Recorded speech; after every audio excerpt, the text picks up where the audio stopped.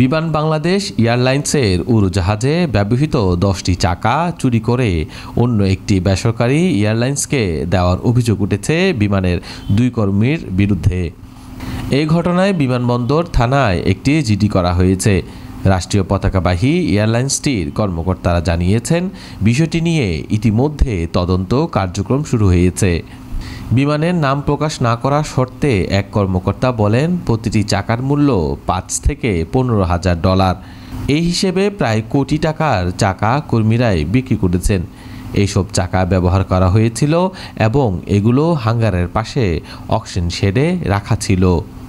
গত সোমবার বিমানবন্দর থানায় জিডি করেন বিমানের সহকারী ব্যবস্থাপক মোশাররফ হোসেন।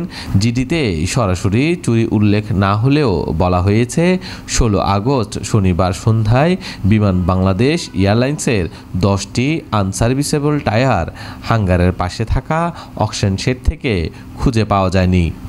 জিজ্ঞাসাবাদে জানা গেছে, বিমানের material management supervisor Arman Hossain ও স্টোর হেল্পার শামসুল হক দেশের একটি বেসরকারি বিমান সংস্থার এক কর্মকর্তাকে 10টি চাকা ব্যবহারের জন্য দিয়েছেন।